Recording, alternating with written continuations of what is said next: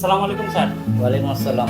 Sir আইছিলাম একটু ওই যে জমি খারিজ করুন তো, এটা কিভাবে কি করণ লাগবে, কত টাকা লাগবে এটা জানতে আইছিলাম স্যার।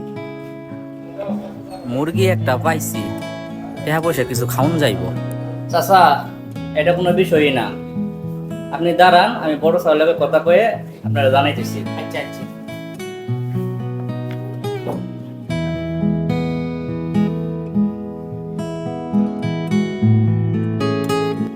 স্যার কি বললো? চাচা, এটা তো মেলা ঝামেলার কাম।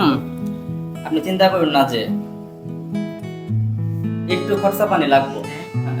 জানি তো বাজার দর গরম। আপনি চিন্তা করেন না, আপনার কাজটা আমি কমের সময় কয়রা দিন। আপনি 10-15 দিন পর একটু এসে খোঁজ নিয়েন। যান এখন।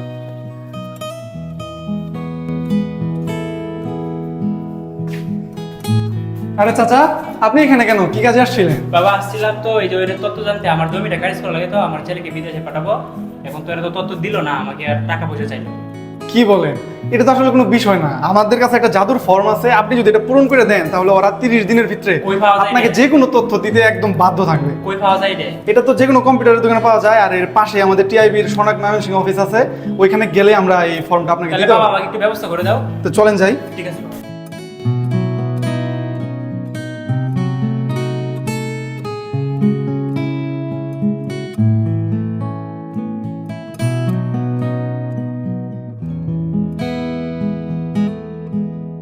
আপনারা কইছিলাম 10-15 দিন পরে আইবে, আর আপনি এখনই আইছেন কে?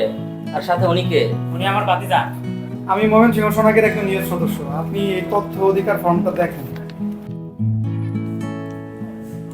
টাকা পয়সা বুঝে আর খাওন গেল না।